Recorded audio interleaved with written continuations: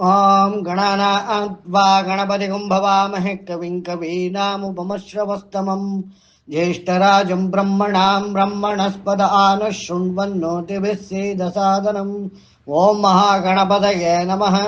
ಓಂ ಪ್ರಣೋ ದೇವಿ ಸರಸ್ವತಿ ವಾಜೇಭಿರ್ವಾಜಿನೀವತಿ ಧೀನಾಮವಿತ್ರವತು. ಆನೋ ದಿವೋ ಬೃಹತಃ ಪರ್ವತಾದಾ ಸರಸ್ವತಿ ಯಜತಾ ಗಂತು ಯಜ್ಞಂ. ಓಂ ವಾಗ್ದೇವ್ಯೈ ನಮಃ. ಓಂ ಗುರು ಬ್ರಹ್ಮ ಗುರುರ್ವಿಷ್ಣು ಗುರುದೇವೋ ಮಹೇಶ್ವರ ಗುರು ಸಾಕ್ಷಾತ್ ಪರಬ್ರಹ್ಮ ತಸ್ಮೈ ಶ್ರೀ ಗುರವೇ ನಮಃ. ಓಂ ವೇದ ಮಾತಾ ನಮಸ್ತುಭ್ಯಂ ವರದೆ ಕಾಮರೂಪಿಣಿ ವಿದ್ಯಾರಂಭಂ ಕರಿಷ್ಯಾಮಿ ಸಿದ್ಧಿರ್ಭವತು ಮೇ ಸದಾ. ನಾವು ಹೋದ್ವಾರ ಒಂದು ಫಾರ್ಮುಲಾ ನೋಡಿದ್ವಿ. ಏನು? ನಾದ ಅನ್ನೋದು ಹೇಗೆ ಜನರೇಟ್ ಆಗುತ್ತೆ? ಮೊದಲು ಪ್ರಕೃತಿಯಿಂದ ಓಂಕಾರ, ನಂತರ ಛಂದಸ್ಸಿಗೆ ಒಳಪಡುತ್ತೆ, ನಂತರ ಪರಕ್ಕೆ ಹೋಗಿ ಪಶ್ಯಂತಿಗೆ ಹೋಗಿ ಮಧ್ಯಮಕ್ಕೆ ಹೋಗಿ ನಂತರ ವಾಕ್ ಮಾತಿನಲ್ಲಿ ವೈಖರಿಯಲ್ಲಿ ಬರುತ್ತದೆ. ಅಂದರೆ ಇದನ್ನು ನಾವು ಏನು ನೋಡಿದ್ವಿ? ಓಂಕಾರದಲ್ಲಿ 3 ರೀತಿಯಾದ ಪ್ರಜ್ಞೆಗಳಿರುವುದರಿಂದ ಇದು ಪ್ರಕೃತಿ, ಅಂದರೆ ದಟ್ ಈಸ್ ದಿ ನೇಚರ್, ಅಲ್ಲಿಂದ ಬರ್ತದೆ. ಅದು ಸತ್ಯದ ಸಾಮರ್ಥ್ಯ ಛಂದಸ್, ಅದನ್ನು ಉಪಯೋಗಿಸಿಕೊಳ್ತದೆ. ಅದರಿಂದ ನಾಭಿಯಲ್ಲಿ ಪರ, ಪರ ಅಂದರೆ ಏನು? ನಾಟ್ ದಿಸ್ ದಟ್ ಅಂದರೆ ಏನು? ಕಾಸ್ಮಿಕ್ ನಾರಾಯಣ ಎನ್ನುವ ಸಂವಾದ, ಕಮ್ಯುನಿಕೇಶನ್ ವಿದೌಟ್ ದ ಸಿಗ್ನಲ್, ಅದು ಏನಾಗುತ್ತೆ? ಅದು ನಾಭಿಯಲ್ಲಿ ನಮಗೆ ರಿಸೀವ್ ಆಗ್ತದೆ. ಅದರ ಕನೆಕ್ಟಿವಿಟಿ ನಮ್ಮ ಹೃದಯದಲ್ಲಿರುವ ಅನಾಹತ ಚಕ್ರದಿಂದ ಆದರೂ ಕೂಡ ಅದರ ಕನೆಕ್ಟಿವಿಟಿ ನಮಗಾಗೋದು ನಾಭಿ ಚಕ್ರ, ನಾಭಿಯಲ್ಲಿ. ಅದು ನೆಕ್ಸ್ಟ್ ಏನಾಗ್ತದೆ? ಮನಸ್ಸಿಗೆ ದೃಶ್ಯದ ರೂಪದಲ್ಲಿ ಬರ್ತದೆ.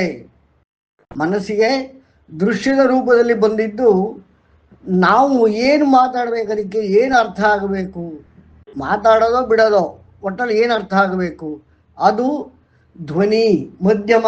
ಅಂದರೆ ನಮ್ಮ ಒಂದು ಸ್ವಧರ್ಮ, ಅಂದರೆ ಪ್ರಾಣಿಗೆ ಅವುಗಳದ್ದೇ ಬೇರೆ ರೀತಿ, ಮನುಷ್ಯನಿಗೆ ನಮ್ಮದ್ದೇ ಬೇರೆ ರೀತಿ. ಆದರೆ ಧ್ವನಿ ಎಲ್ಲದಕ್ಕೂ ಇದೆ. ಕಾಗೇನೂ ಸಹ ಕೂಗುತ್ತೆ, ಹಸುಗಳು ಕೂಡ ಕೂಗ್ತವೆ.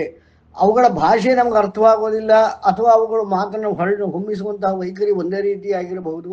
ಆದರೆ ಮಧ್ಯಮ, ಆ ಧ್ವನಿ ಕೂಡ ಅವುಗಳಲ್ಲಿದೆ. ಅದು ಅದಕ್ಕೆ ಕನ್ವರ್ಟ್ ಆಗ್ತದೆ, ನಂತರ ಅದು ಹೊರಹೊಮ್ಮುತ್ತದೆ. ಇಷ್ಟನ್ನು ನಾವು ನೋಡಿದ್ವಿ. ಇದರಲ್ಲಿ ಯಾರಿಗಾರು ಪ್ರಶ್ನೆ ಇದೆಯಾ? ಓಕೆ. ಇದರಲ್ಲಿ ಈ ಒಂದು ಮೆಕ್ಯಾನಿಸಮ್ ಹೇಗಿತ್ತು, ಈಗ ಹೇಗಿದೆ ಅನ್ನೋದನ್ನ ನಾರಾಯಣ ಎನ್ನೋ ಒಂದು ವಿಚಾರದಿಂದ ವ್ಯಾಸರು ನಮಗೆ ಜಯ ಅನ್ನೋದರಲ್ಲಿ ವಿವರಿಸಿದ್ದಾರೆ ಅಂತ ನಾವು ಹೋದ್ವಾರ ನೋಡಿದ್ವಿ. ನಾರಾಯಣ ಹಾಗಾದ್ರೆ ಏನು ಅಂತ ನೋಡೋಣ. ಈ ಋಗ್ವೇದ ಇದನ್ನ ಅನುವಾದಿಸಿದರೆ ನಾವು 18 ಮಂತ್ರಗಳನ್ನು ನೋಡಿದ್ವಲ್ಲ, 14ರಿಂದ 18 5 ಮಂತ್ರಗಳು. ಅದನ್ನ ನಮಗೆ ಋಷಿಯ ಇಂಗಿತ ಏನಿದೆ ಅಲ್ಲಿ, ಅದು ಕಥೆ ತರ ಕಾಣ್ಬೋದು. ಈಗ ಉದಾಹರಣೆಗೆ ಪುರೂರವೋ ಮಾಮೃಧಾಮ ಪ್ರವಪ್ತ ಮಾತ್ವಾ ವೃಕಾಸೋ ಅಶಿವಾಸ ಉಕ್ಷನ್ ನ ವೈಸ್ತ್ರೈಣಾನಿ ಸಖ್ಯಾನಿ ಸಂತಿ ಸಾಲಾ ವೃಕಾಣ ಹೃದಯಾನ್ಯೇತ. ಇದನ್ನು ನಾವು ಪುರಾಣಗಳಲ್ಲಿ ತಗೊಂಡೆ ಪುರೂರವ ಅಂತ ಒಂದು ಕಥೆ ಬರ್ತದೆ. ಅಲ್ಲಿ ನರನಾರಾಯಣರು ಎನ್ನುವ ಒಂದು ಕಾನ್ಸೆಪ್ಟ್ ಇದೆ. ನರ ಮತ್ತೆ ನಾರಾಯಣ. ನರ ಅಂದರೆ ನಾವು ನಾರಾಯಣದಲ್ಲಿ ನಾರಾಯಿಂದನೇ ನರ ಮತ್ತೆ ನಾರಾಯಣ ಅಂದರೆ ನಮಗೂ ನರ ಅಂದರೆ ಇಲ್ಲಿ ಮನುಷ್ಯ ಅಂದರೆ ಅರ್ಥ ಏನು ಅಂತಂದ್ರೆ ನರ ಮತ್ತೆ ನಾರಾಯಣರ ಸಂಯೋಗವಾಗಿದೆ. ಇದು ಬೇರೆ ಪ್ರಾಣಿಗಳಲ್ಲಿಲ್ಲವೇ? ಇದ್ರೂ ಹೇಗಿದೆ ಅಥವಾ ಇಲ್ಲವೋ? ಇದನ್ನು ನಾವು ಇವತ್ತು ನೋಡೋಣ. ಮೊಟ್ಟ ಮೊದಲು ಏನಾಗಿತ್ತು, ಇದು ನಿಮಗೆಲ್ಲ ಆಶ್ಚರ್ಯ ಆಗಬಹುದು, ಇವತ್ತೆಲ್ಲ ಮರ್ತೋಗಿರೋ ವಿಚಾರ. ನಮ್ಮ ಈ ಭೂಲೋಕದಲ್ಲಿ ನಾವು ಈಗ ವಾಸ ಮಾಡುತ್ತಿರುವ ಪ್ರಪಂಚದಲ್ಲಿ, ವಿಶ್ವದ ಪ್ರಪಂಚದಲ್ಲಿ, ಈ ಲೋಕದಲ್ಲಿ ಎಲ್ಲ ಜೀವರಚನೆಗಳಿಗೂ ಆಹಾರ ಅನ್ನೋದು ಮ್ಯಾಂಡೇಟರಿ ಆಗಿದೆ. ಆಹಾರಗಳಿಲ್ಲದೆ ಬದುಕುವುದು ಅಸಾಧ್ಯ ಅನ್ನೋ ಒಂದು ಇದೆ. ಜೊತೆಗೆ ಒಂದರ ಆಹಾರ ಕ್ರಮ ಮತ್ತೊಂದರ ರೀತಿಯಲ್ಲಿಲ್ಲ. ಅಂದರೆ ಹಸು ತಿನ್ನೋದನ್ನು ನಾವು ತಿನ್ನೋಕ್ಕಾಗಲ್ಲ, ಹುಲಿ ತಿನ್ನೋ ರೀತಿ ನಾವು ತಿನ್ನೋಕ್ಕಾಗಲ್ಲ, ನಾವು ತಿನ್ನೋದನ್ನ ಪ್ರಾಣಿಗಳು ತಿನ್ನೋದಿಲ್ಲ. ಈ ರೀತಿಯಾಗಿ ಇದ್ದು ಕಡೆಗೆ ನಮ್ಮಲ್ಲಿ ಏನಾಗಿದೆ, ಹಸುಗಳು ಪ್ರಾಣಿಗಳು ಅವುಗಳ ಆಹಾರ ಕ್ರಮ ಮೊದಲು ಹೇಗಿದ್ದು ಇವತ್ತಿಗೂ ಹಾಗೆ ಇದೆ. ಆದರೆ ನಮ್ಮಲ್ಲಿ ಹಲವಾರು ಲಕ್ಷಾಂತರ ವೆರೈಟೀಸ್ಗಳು ಬಂದಿದೆ. ಈ ರೀತಿಯಾಗಿ ಇವತ್ತು ಇದೆ. ಆದರೆ ವೇದ ಏನು ಹೇಳುತ್ತೆ ಗೊತ್ತಾ? ಬದುಕಲಿಕ್ಕೆ ಮನುಷ್ಯನಿಗೆ ಆಹಾರದ ಅವಶ್ಯಕತೆ ಇಲ್ಲ. ಅದೇ ರೀತಿ ಯಾವುದೇ ಪ್ರಾಣಿಗಳಿಗೂ ಯಾವುದೇ ಜೀವಿಗಳಿಗೂ ಆಹಾರ ಅನಿವಾರ್ಯವಲ್ಲ ಅಂತ ಋಗ್ವೇದದಲ್ಲಿ ಹೇಳ್ತಾರೆ. ಅಂದರೆ ಸೃಷ್ಟಿಯಾದ ಹೊಸದರಲ್ಲಿ ಈ ನಾವು ಮನುಷ್ಯ ಎನ್ನುವುದು ಸೃಷ್ಟಿಯಾಗುವ ತನಕ ಆಹಾರ ಕ್ರಮ ಎನ್ನುವುದೇ ಇಷ್ಟಿಲ್ಲ. ಈ ಪಾಯಿಂಟನ್ನು ನಾವು ನೋಟ್ ಮಾಡ್ಕೋಬೇಕು. ಇದು ಇವತ್ತಿನ ಸೈನ್ಸಲ್ಲಿ ಯಾತ್ರಲ್ಲೂ ಸಿಗೋದಿಲ್ಲ, ಋಗ್ವೇದದಲ್ಲಿ ಮಾತ್ರ ಬರ್ತದೆ, ಅಥವಾ ಖಿಲಮಂತ್ರಗಳಲ್ಲಿ ಕಾಣಬಹುದು, ಅಥವಾ ಶ್ರೀ ವ್ಯಾಸರು ರಚಿಸಿರುವಂತಹ ಜಯ ಎನ್ನೋ ಒಂದು ಗ್ರಂಥದಿಂದ ನಾವು, ಅದು ಕಾದಂಬರಿ ಅಲ್ಲ ಗ್ರಂಥ, ಅದರಿಂದ ನಾವು ಅರ್ಥ ಮಾಡ್ಕೋಬಹುದು. ಕೇಳಪ್ಪ ಅಕ್ಷಯ್. ಸರ್, ಅನ್ನನೇ ಆಹಾರನ? ಆಹಾರ ಬೇರೆ ಅನ್ನ ಬೇರೆನಾ ಸರ್? ಅಲ್ಲ, ಅನ್ನ ಅಂತಂದ್ರೆ ಫ್ಯೂಯಲ್. ಫ್ಯೂಯಲ್ ಅಂದರೆ ಈಗ ನಮ್ಮ ಪ್ರಾಣಕ್ಕೆ ಆಮ್ಲಜನಕವೇ ಆಹಾರ. ಓಕೆ, ಶಾಖಕ್ಕೆ ಅಗ್ನಿಯೇ ಆಹಾರ.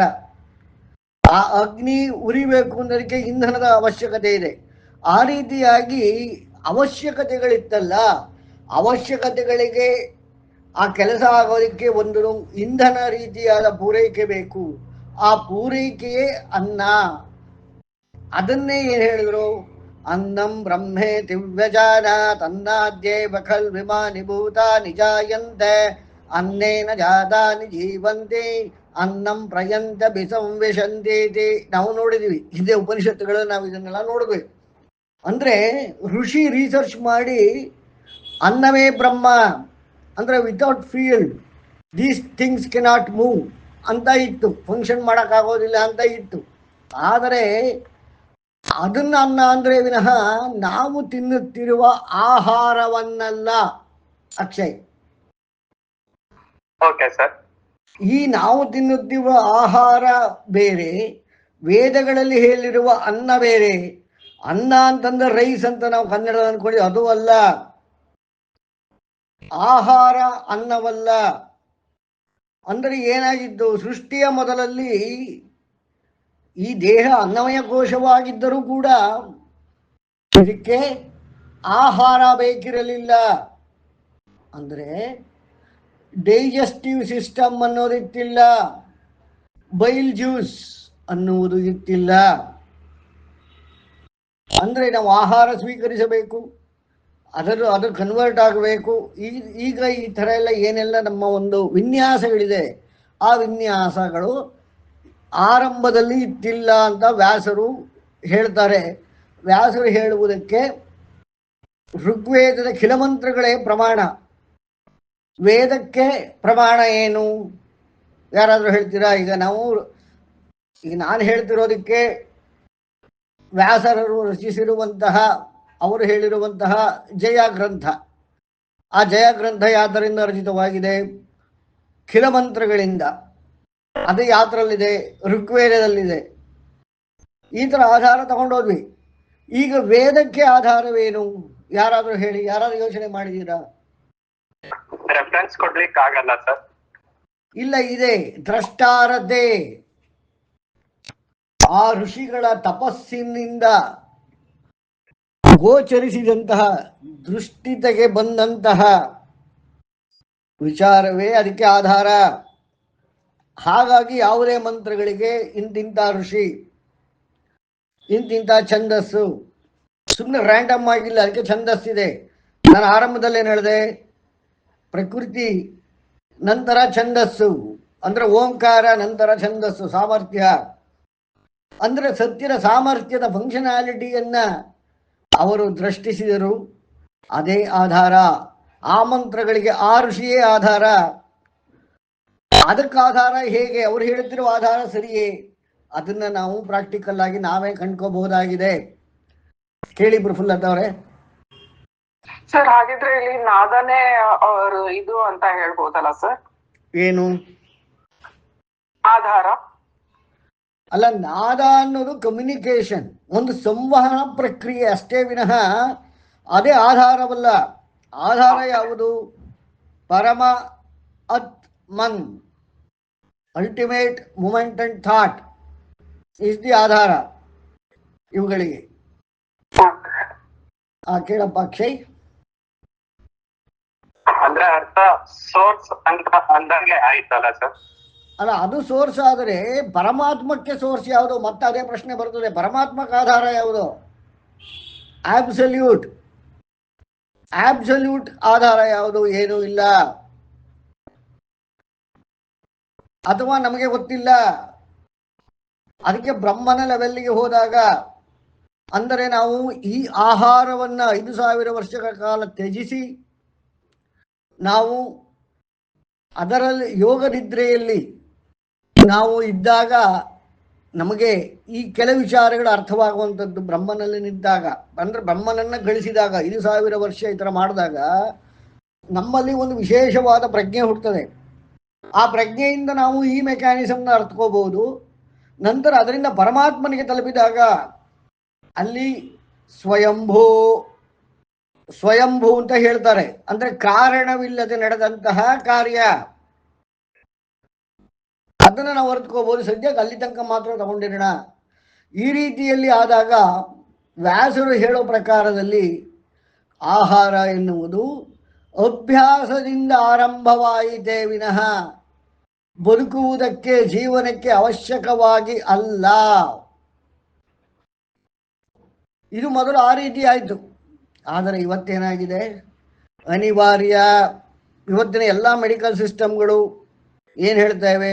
ಆಹಾರದ ಬಗ್ಗೆನೇ ಅತ್ಯಂತ ಪ್ರಮುಖವಾದ ಇಂಪಾರ್ಟೆನ್ಸ್ ಕೊಟ್ಟಿವೆ. ಆಹಾರ ಆರಂಭವಾಗುವುದಕ್ಕೆ ಮುಂಚೆ ರೋಗವಿತ್ತಿಲ್ಲ. ರೋಗಗಳು ಆರಂಭವಾಗಿದ್ದೇ ಆಹಾರದಿಂದ. ಇವತ್ತು ನೋಡಿ ಎಂತೆಂಥ ರೋಗಗಳು ಬರುವುದು, ಎಂತೆಂಥ ಅನಾರೋಗ್ಯವಾಗುವುದು ಆಹಾರದಿಂದ. ಅಂದರೆ ಆಹಾರ ಎನ್ನುವುದು ಪರಮಾತ್ಮನ ದೃಷ್ಟಿಯಲ್ಲಿ ಇತ್ತಿಲ್ಲ. ಅದು ನಾದದಿಂದ, ನಾರಾಯಣ ಎನ್ನುವುದರಿಂದ ಆರಂಭವಾಯಿತು. ಓಕೆ, ಈ ರೀತಿಯಾಗಿ ಆಹಾರ ಇಲ್ಲದಿದ್ದಾಗ ಯಾವುದೇ ವಿಚಾರ ಒಂದು ಪ್ರವರ್ತನೆಗೆ ಒಳಗಾಗಬೇಕಲ್ಲ, ವರ್ತಿಸಬೇಕಲ್ಲ. ವರ್ತನೆ ಅಂದ್ರೇನು? ಬಿಹೇವಿಯರ್, ಒಂದು ರೀತಿಯಾದ ಬಿಹೇವ್ ಮಾಡಬೇಕು. ಪ್ರವರ್ತನೆ, ಪೃಥಕ್ ವರ್ತನೆ ಅಂದ್ರೆ ಒಂದು ಪರ್ಟಿಕ್ಯುಲರ್ ಫಂಕ್ಷನ್ ಆಗಬೇಕು. ಇದಕ್ಕೆ ಅನಿವಾರ್ಯ ಏನು?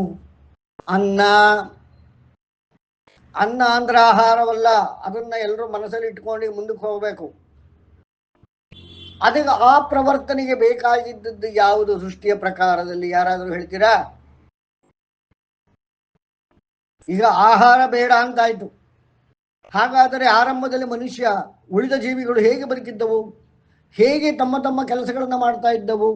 ಹೇಗೆ ವರ್ತಿಸುತ್ತಿದ್ದವು? ಅವುಗಳಿಗೆ ಈ ಅನ್ನ ಯಾವುದಾಗಿತ್ತು? ಯಾರಾದರೂ ಹೇಳ್ತೀರಾ? ಗಾಳಿನ ಸರ್? Very good. ಆಮೇಲೆ ಅಗ್ನಿ ಸರ್? ಅಗ್ನಿ ಮೊಮೆಂಟಮ್ಗೆ, ಆ ವೇಗಕ್ಕೆ. ನೀರು, ಸೂರ್ಯ, ಗಾಳಿ, ಈ ರೀತಿಯಾಗಿ ಇದ್ದಂತಹದನ್ನ ಸೃಷ್ಟಿ ಯಾಕಾಗಿತ್ತು ಅಂತಂದ್ರೆ ಇವುಗಳನ್ನ ಉಪಯೋಗಿಸಿಯೇ ಸೃಷ್ಟಿ. ಆಹಾರದಿಂದ ಸೃಷ್ಟಿ ಇಲ್ಲ. ಆಹಾರದಿಂದ ಪ್ರಜ್ಞೆಯು ಜನಿಸದು. ಹಾಗಾಗಿ ನಾನು ಇದು 3ನೇ ತರಗತಿ ಅನ್ಕೋತೀನಿ, ನಾರಾಶಂಸಿ. ಮೊದಲಿಂದ ಹೇಳ್ತಾ ಇದ್ದೇನೆ, ಆಹಾರವನ್ನು ತ್ಯಜಿಸಿ ಯೋಗ ನಿದ್ರೆಯಲ್ಲಿ ಇದ್ದಂತಹ ಜೀವಿ 5,000 ವರ್ಷಗಳ ಕಾಲ ಆ ರೀತಿ ಇದ್ದರೆ ಅದು ಒಂದು ಪೃಥಜ್ಞಾನವನ್ನು ಸೃಷ್ಟಿಸಿಕೊಳ್ಳಬಹುದು. ಇವತ್ತು ಯಾರಿಗೂ ಆ ಒಂದು 5,000 ವರ್ಷ ಬದುಕೋಕೆ ಆಗ್ತಿಲ್ಲ.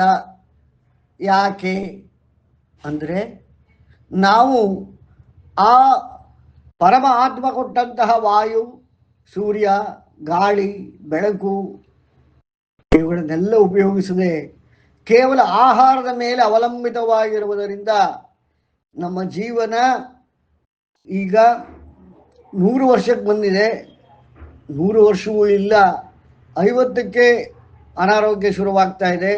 ಈಗ ಟಿ ವಿಲೆಲ್ಲ ನೋಡ್ತಿರೋ ಪ್ರಕಾರ 18, 20, 30 ವರ್ಷಕ್ಕೆ ಹೃದಯಾಘಾತಗಳಾಗಿ ಸಾವುಗಳನ್ನು ಅಪ್ತಾ ಇದ್ದಾರೆ. ಇದು ಯಾಕೆ? ಇವತ್ತು ಪೇಪರಲ್ಲಿ ನೋಡಿ, ಇವತ್ತು ನಿನ್ನೆ ಯಾತಕ್ಕಾಗ್ತಾ ಇದೆ ಅಂದಾಗ ಆಹಾರ, ನಾನ್ ವೆಜ್, ಮಾಂಸವನ್ನು ಅತಿಯಾಗಿ ಉಪಯೋಗಿಸುತ್ತಿರುವುದು, ಮತ್ತೆ ಫಾಸ್ಟ್ ಫುಡ್, ಜಂಕ್ ಫುಡ್, ಈ ರೀತಿಯಾದ ಹಲವಾರು ಚಿತ್ರ ರೀತಿಯಾದ ಆಹಾರಗಳನ್ನು ಉಪಯೋಗಿಸುತ್ತಿರುವುದು. ಹಿಂದೆ ಆಹಾರ ಎಲ್ಲಿತ್ತು? ಇದ್ದೇ ಇತ್ತಿಲ್ಲ.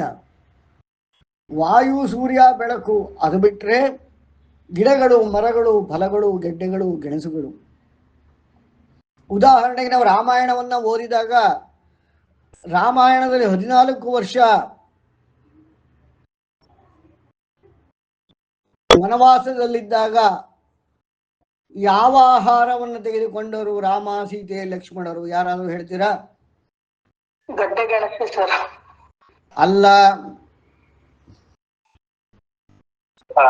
ಫಲ ಸರ್. ಅಂದ್ರೆ ಗಿಡದಿಂದ ಗಿಡನೇ ಅದು ಹಣ್ಣನ್ನ ತ್ಯಜಿಸಿರುವಂತದ್ದು ಫಲ. ಅದೇ ಯಾವುದು? ಯಾವ ಫಲ? ಮಾವಿನ ಹಣ್ಣು ಸರ್. ಅಲ್ಲ, ಬೇಲದ ಹಣ್ಣು. ಬೇಲದ ಹಣ್ಣು ಗೊತ್ತಿರಬೇಕು ನಿಮಗೆಲ್ಲ. ಅದಕ್ಕೆ ಇಂಗ್ಲಿಷಲ್ಲಿ ಏನಂತಾರೆ ನಂಗೆ ನೆನಪು ಬರ್ತಾ ಇಲ್ಲ. ಬೇಲದ ಬೇಲದ ಹಣ್ಣು ಗೊತ್ತು ಸರ್, ಅದು ತುಂಬಾ ಒಳ್ಳೇದು ಅಂತ ಹೇಳ್ತಾರೆ. ಹೌದು. ಹಾಗಾಗಿ ರಾಮನವಮಿಯಲ್ಲಿ ಆ ಹಣ್ಣಿನಿಂದ ಮಾಡಿದ ಪಾನಕ ರಾಮಫಲ ಅಂತಾನು ಕರೀತಾರ ಸರ್. ಅದು ಬೇರೆ, ಅದು ನಾವು ಇಟ್ಕೊಂಡಿರೋ ಹೆಸರು. ಓಕೆ, ಬೇಲದ ಹಣ್ಣಿನ ಪಾನಕವೇ ರಾಮ ಜನ್ಮ ದಿನದಂದು ಎಲ್ಲರಿಗೂ ಹಂಚುವುದು. ಯಾಕೆ ಅಂದರೆ 14 ವರ್ಷ ಆ 3 ಜನರು ಈ ಹಣ್ಣನ್ನೇ ಉಪಯೋಗಿಸ್ತಾ ಇದ್ರು. ಅದರ ಒಂದು ಸ್ಪೆಷಾಲಿಟಿ ಏನು ಅಂತಂದ್ರೆ, ರಾಮಾಯಣ ಕಾಲದಲ್ಲಿ ಈ ನಾವು ಬರ, ಆಹಾರದ ಕೊರತೆ, ಅತಿವೃಷ್ಟಿ, ಅನಾವೃಷ್ಟಿ, ಈ ಥರ ನಾವು ಯಾವ ಯುಗಗಳನ್ನು ನೋಡಲಿಲ್ಲ, ಕಲಿಯುಗದಲ್ಲಿ ಬಿಟ್ಟರೆ. ಅಲ್ಲಿ ನೋಡಿದ್ವಿ, ಆ ಥರ ಬರಲೇ ಇಲ್ಲ. ಆಮೇಲೆ ರಾಮ ದೀರ್ಘಕಾಲ ಸಂಚಾರದಲ್ಲಿದ್ದಂತಹ ಮನುಷ್ಯ. ಅವನು ಆರಂಭದಲ್ಲೇ ಲಕ್ಷ್ಮಣನಿಗೆ ಹೇಳ್ತಾನೆ, ಅಯ್ಯ, ನಾವು ಅಡುಗೆ ಮಾಡ್ಲಿಕ್ಕಾಗೋದಿಲ್ಲ. ಅಂದರೆ ಇವತ್ತಿನ ನಾವು ಅರ್ಥದಲ್ಲಿ ಹೇಳ್ತಾ ಇರೋದು, ಬಟ್ ಅಲ್ಲಿರೋದು ಹೇಗೆ ಅಂತಂದರೆ, ಬೇಲದ ಹಣ್ಣುಗಳನ್ನು ನೀನು ಸಂಗ್ರಹಿಸು, ಆ ಹಣ್ಣುಗಳ ಚಿಪ್ಪನ್ನು ಒಡೆ, ಆ ಒಳಗಡೆ ಇರುವ ತಿರುಳನ್ನು ಬಿಸಿಲಲ್ಲಿ ಒಣಗಿಸಿದಾಗ ಅದನ್ನು ಪ್ಯಾಕ್ ಮಾಡಿ ಹುಣಸೆ ಹಣ್ಣು ಥರ ಇಟ್ಕೊಂಡ್ಬಿಟ್ರೆ ಅದು ಎಷ್ಟು ವರ್ಷವಾದರೂ ಕೆಡೋದಿಲ್ಲ. ಅವನು ಸಂಚಾರ ಮಾಡುತ್ತಿದ್ದಾಗ ಹಲವಾರು ರೀತಿಯಾದ ಋತುಗಳು, ಅದು ಕಾಡು, ಅಲ್ಲಿ ಅವರು ಉಪಯೋಗಿಸ್ತಾ ಇದ್ದವರೇನು ಅಗ್ನಿ ಮಾಡಿಕೊಂಡು ಅಡುಗೆ ಮಾಡಿಕೊಂಡು ನಮ್ಮ ಥರ ಬಿಸಿಬೇಳೆ ಬಾತು, ಪಲಾವು, ಚಿಕನ್ನು, ಮಟನ್ನು, ನೋ. ಅವರು ಕೇವಲ ತಿಂದದ್ದು ಈ ಹಣ್ಣನ್ನು ಮಾತ್ರ. ಅದೇ ರೀತಿ ನಾವು ಜಯ ಎನ್ನ ಗ್ರಂಥವನ್ನು ನೋಡಿದಾಗ ಹೇಳಿ, ಮತ್ತೆ ರಾಮ ನಾನ್ ವೆಜ್ ಎಲ್ಲ ತಿಂತಿತ್ತು ಅಂತ ಹೇಳ್ತಿದ್ರಲ್ಲ ಸರ್. ಅದು ಇತ್ತೀಚೆಗೆ ನಾನ್ ವೆಜ್ನ ಪ್ರಮೋಟ್ ಮಾಡಲಿಕ್ಕೆ ಮತ್ತೆ ಕಮ್ಯುನಿಸ್ಟ್ ಅನ್ನೋ ವಿಚಾರಗಳು, ಮತ್ತೆ ಬ್ರಿಟಿಷ್ ವಿಚಾರಗಳು, ಈ ಥರ ಹಲವಾರು ವಿಚಾರಗಳಿಂದ ಆ ರೀತಿಯಾದ ಒಂದು ಇವತ್ತು ನಾವು ಓದ್ತಾ ಇದ್ದೇವೆ ವಿನಃ, ನಾನು ಹೇಳ್ತಾ ಇರೋದು ಒರಿಜಿನಲ್ ಋಗ್ವೇದದ ನಾವು ತಗೊಂಡ್ರೆ ಅದರಲ್ಲಿ ನಾನ್ ವೆಜ್ಜೇ ಇಲ್ಲ. ಇವನ್ ಋಷಿಗಳು ತಗೋತಿದ್ರು ಅಂತಾನೆ ಹೇಳ್ತಿದ್ರಲ್ಲ ಸರ್. ಅಂದ್ರೆ ಲೈಕ್ ಈ ಏನೋ ಈ ಬ್ರಾಹ್ಮಣರದ್ದು ಒಂದು ಇದು ಬಿಟ್ರೆ ಏನೋ ಹೇಳ್ತಾರೆ ಅದು ಗೋತ್ರದ ಋಷಿಗಳು ಬಿಟ್ರೆ ಬೇರೆ ಋಷಿಗಳೆಲ್ಲ ತಗೊಳ್ತಿದ್ರು, ಅವರು ಇದೆಲ್ಲ ನಾನ್ ವೆಜ್ ಯೂಸ್ ಯಾವ ಮಾಡ್ತಿದ್ರು. ಋಷಿಯು ಬ್ರಾಹ್ಮಣರಲ್ಲ, ಯಾವ ಋಷಿಯು ಸನ್ಯಾಸಿ ಅಲ್ಲ. ಎಲ್ಲರೂ ನಮ್ಮ ಹಾಗೆ ಗೃಹಸ್ಥರಾಗಿದ್ದರು. ಅವರು ಹಾಕಿಕೊಟ್ಟ ಮೇಲ್ಪಂಕ್ತಿಯಿಂದನೇ ಬ್ರಾಹ್ಮಣತ್ವ. ಬ್ರಾಹ್ಮಣ್ಯದಲ್ಲಿ ಹುಟ್ಟಿ ಬ್ರಾಹ್ಮಣರಾಗಿದ್ದಲ್ಲ. ಆ ಎಲ್ಲ ವಿಚಾರಗಳು ಇವತ್ತಿನ ಒಂದು ಕ್ರಾಂತಿಕಾರಿ ಸಾಹಿತ್ಯ. ಅಂದರೆ ಸಾಹಿತ್ಯ ಬೇರೆ, ವೇದ ಬೇರೆ. ಕೀರ್ತಿಯವರೇ, ಸಾಹಿತ್ಯದಿಂದ ನಾವು ಅರ್ಥ ಮಾಡಿಕೊಂಡು ನಮ್ಮನ್ನು ದಾರಿ ತಪ್ಪಿಸಲಾಗಿದೆ. ಈಗ ಉದಾಹರಣೆಗೆ ಅಶ್ವಮೇಧ ಯಾಗ. ಅಶ್ವಮೇಧ ಯಾಗದಲ್ಲಿ ಆ ಅಶ್ವವನ್ನು ಕಡೆಗೆ ಕಡಿದು ಅದರಿಂದ ಹೋಮವನ್ನು ಮಾಡಿ ಅದರ ವಪೆಯನಕ್ಕೆ ಏನಂತಾರೆ ಇಂಗ್ಲೀಷಲ್ಲಿ ಅಂತ ನನಗೆ ನೆನಪು ಬರ್ತಾ ಇಲ್ಲ. ವಪೆ ಅಂತ ಇರುತ್ತೆ, ಅದು ಈಸ್ಟ್ರೋಫೇಗಸ್ ಅಂತ ಏನೋ ಕರೀತಾರೆ. ಅದನ್ನ ಯಜಮಾನನಿಗೆ ಮತ್ತು ಬ್ರಾಹ್ಮಣರೆಲ್ಲ ಕೂತ್ಕೊಂಡು ಅದರ ಮಾಂಸವನ್ನು ತಿಂತಿದ್ದರು ಅಂತ. ಆ ರೀತಿ ಅಲ್ಲ ಅಶ್ವಮೇಧ ಅಂದ್ರೆ, ಆ ರೀತಿ ಅಲ್ಲ. ಅರ್ಥವಾಗದೆ ಇವರುಗಳು ಬರೆದಿರುವಂತಹದ್ದು. ಉದಾಹರಣೆಗೆ ದೀರ್ಘ ಸತ್ರಯಾಗ ಅಂತ ಇದೆ. ಓಕೆ, ದೀರ್ಘ ಸತ್ರಯಾಗದಲ್ಲಿ 13 ಬಗೆಯಲ್ಲಿ ಜ್ಞಾನವನ್ನ, ಸತ್ರದಿಂದನೇ ಹೊರಡು ಬಂದಿದ್ದು ಛತ್ರ. ಅಂದ್ರೆ ಯಾವುದೇ ಬೆಲೆ ಇಲ್ಲದೆ, ಅಂದ್ರೆ ಯಾವುದೇ ಚಾರ್ಜಸ್ ತಗೊಳ್ಳೋದಲ್ಲೇ ಜ್ಞಾನವನ್ನು ಹಂಚುತ್ತಾ ಇದ್ರು. ಆ ಥರ 13 ಬಗೆಯಲ್ಲಿ ಜ್ಞಾನವನ್ನು ಮಾಡಿಕೊಡ್ತಾ ಇದ್ರು. ಅದರಲ್ಲಿ ಮುಖ್ಯವಾಗಿ 3: ಪ್ರಾಪಂಚಿಕ, ಆಧ್ಯಾತ್ಮಿಕ ಮತ್ತು ದೈವಿಕ. ಇದು ದೀರ್ಘ ಸತ್ರಯಾಗ. ಆದರೆ ಇವತ್ತು ಸತ್ರಯಾಗ ಅಂದ್ರೆ ದಾನದ ಬಗ್ಗೆ ಹೇಳ್ತಾರೆ. ದಾನ ಇಲ್ಲಿರುವುದು ಜ್ಞಾನ ಮಾತ್ರ. ಅಶ್ವಮೇಧ ಯಾಗ ಅಂತಂದ್ರೆ ನಮ್ಮ ಇಂದ್ರಿಯಗಳ ನಿಯಂತ್ರಣ. ಈ ರೀತಿಯಾಗಿ ಇವತ್ತು ನಾವು ಎಲ್ಲ ಯಾಗಗಳ, ಈಗ ಮೃತ್ಯುಂಜಯ ಹೋಮ ಮಾಡಿಸ್ತಾರೆ, ಅದು ಸಂಪೂರ್ಣವಾಗಿ ಸುಳ್ಳು. ಮೃತ್ಯುಂಜಯ ಯಾರು? ಮೃತ್ಯುಂಜಯ ಶಿವ ಮಾತ್ರ, ಪರಮೇಶ್ವರ. ಅವನಿಗೆ ಕೊಡುವುದರಿಂದ ಅವನು ಆಲ್ರೆಡಿ ಮೃತ್ಯುವನ್ನು ಗೆದ್ದಾಗಿದೆ. ಮೃತ್ಯುವನ್ನ ತೆಗೆಯಲಿಕ್ಕೆ ಯೋಗಿಗೆ ಮಾತ್ರ ಸಾಧ್ಯವೇ ವಿನಃ ತಾನು ಸ್ವತಃ ಗೆಲ್ಲಬೇಕೇ ವಿನಃ ಮೃತ್ಯುವಿನ ಮುಂದೂಡಲಿಕ್ಕಾಗಲಿ ಮೃತ್ಯುವಿನ ತಪ್ಪಿಸಿಕೊಳ್ಳಲಿಕ್ಕಾಗಲಿ ಆಗೋದಿಲ್ಲ. ಆ ಮಂತ್ರವನ್ನೇ ತಿರುಚಲಾಗಿದೆ.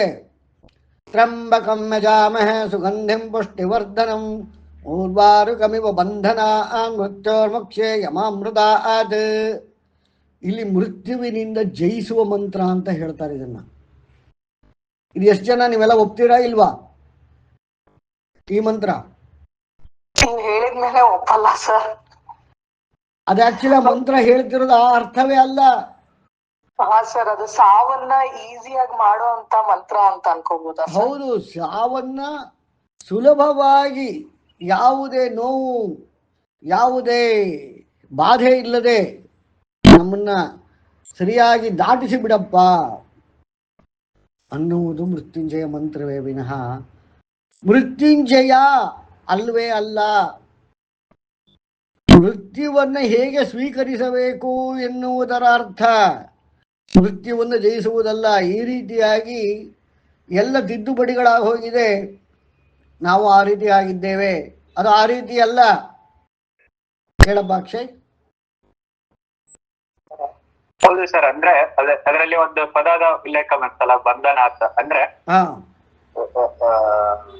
ಏನು ದೇಹ ಅಥವಾ ಒಂದು ಜೀವದ ಏನ್ ಅಟ್ಯಾಚ್ಮೆಂಟ್ ಇರುತ್ತೆ, ಆ ಬಂಧನದಿಂದ ಆಚೆ ಬರ್ಲಿಕ್ಕೆ, ಅಂದ್ರೆ ಒಂದು ಕಂಪಲ್ಸಿವ್ ಡಿಸೈರ್ ಇಂದ ಆಚೆ ಬರ್ಲಿ ಮತ್ತೆ ಪುನರ್ ಜನ್ಮ ಆ ರೀತಿ ನಡೆದರೆ ಪರಮಾತ್ಮನಲ್ಲಿ ಲೀನ ಆಗೋ ಒಂದು ಒಳ ಅರ್ಥನ ಅಂತ ಸರ್. ಪರಮಾತ್ಮ ಲೀನವಾಗುವಿಕೆಯಲ್ಲಿ ಇಲ್ವೇ ಇಲ್ವಲ್ಲ. ಆ ಮೃತ್ಯು ಒಂದು ಘಟನೆ ಹೇಗಿರಬೇಕು ಅಷ್ಟೇ. ನಾವು ಶಿವನಿಂದ ಪಡೆದುಕೊಳ್ಳಬಹುದಾದಂಥದ್ದು ಅವನು ಮೃತ್ಯುಂಜಯ. ಆದ್ರೆ ಅವನೇನು ಕೊಡಬಲ್ಲ? ಮೃತ್ಯುವನ್ನು ಜಯಿಸಲಿಕ್ಕೆ ಕೊಡುವುದಕ್ಕಾಗುವುದಿಲ್ಲ. ನಾವು ನೋಡಿದ್ದೇವೆ ಹಲವಾರು ಪುರಾಣಗಳಲ್ಲಿ ರಾಕ್ಷಸರುಗಳು ಮೃತ್ಯುವನ್ನು ಗೆಲ್ಲಲಿಕ್ಕೆ ವಿವಿಧ ರೀತಿಯಾದ ತಪಸ್ಸು ವರಗಳನ್ನು ಪಡೆದರು. ಇವತ್ತು ಯಾರಾದರೂ ಇದ್ದಾರಾ? ಸರ್ ಇದು ಮಾರ್ಕಂಡೇಯನ್ ಹೇಳ್ತಾರಲ್ಲ ಸರ್, ಮತ್ತದು ಒಂದ್ ಜಯ ಪಡಲಿಲ್ವಾ ಅಥವಾ ಜಾಸ್ತಿ ವರ್ಷ ಅವನಿಗೆ ಸಿಕ್ತಾ ಸರ್?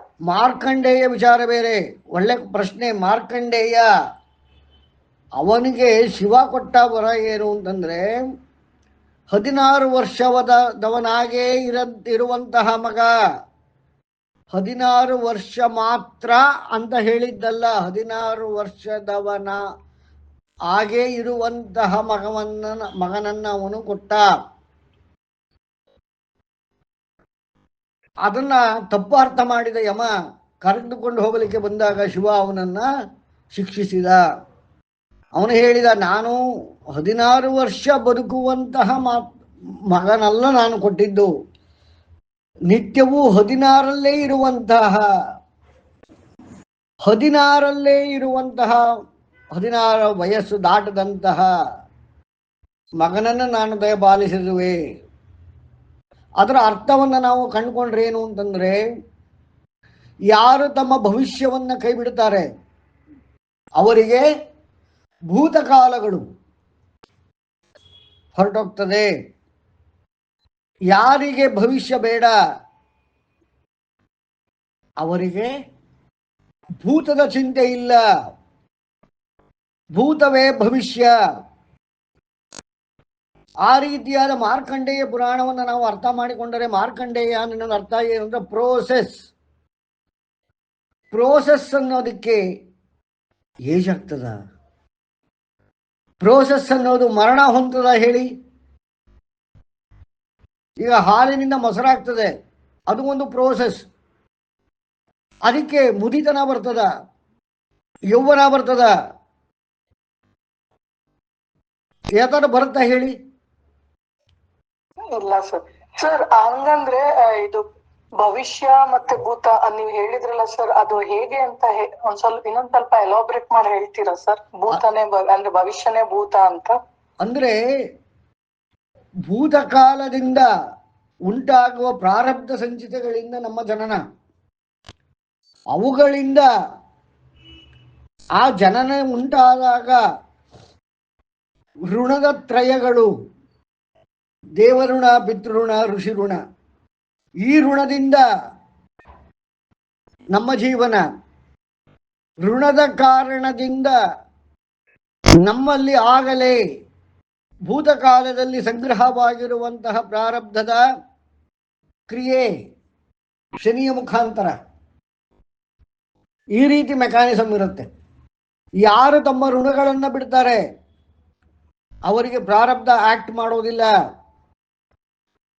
ಋಣಗಳನ್ನು ತ್ಯಜಿಸಿದಾಗ ಪಿತೃಋಣ, ದೇವಋಣ, ಋಷಿ ಋಣ, ಇತ್ತೀಚಿನ ಸಾಹಿತ್ಯದಲ್ಲಿ ಸಮಾಜ ಋಣ, ತಂದೆ ತಾಯಿ ಋಣ, ಆ ಋಣ ಈ ಋಣ ಅಂತೆಲ್ಲ ಇದೆ. ಆದರೆ ವೇದ ಪ್ರಕಾರದ ಇರುವುದೇ 3 ಋಣ. ಋಣದ ಪ್ರಯುಕ್ತತೆಯಲ್ಲಿ ಸಂಬಂಧ, ಋಣದ ಪ್ರಯುಕ್ತತೆಯಲ್ಲಿ ಜೀವನ. ಯಾವ ಋಣದಲ್ಲಿ ನಾವು ಇದ್ದೇವೆ ಆ ಋಣದ ಕಾರಣದಲ್ಲಿ ನಾವು ಕೆಲಸವನ್ನು ಮಾಡುತ್ತಿದ್ದೇವೆ, ಅದಕ್ಕೆ ಸಂಬಂಧಿಸಿದ ಪ್ರಾರಬ್ಧ. ಉದಾಹರಣೆಗೆ ಆಹಾರ ಸೇವನೆ, ನಾನು ಅದನ್ನೇ ಹೇಳಕ್ ಹೊರಟಿರೋದಿಲ್ಲ.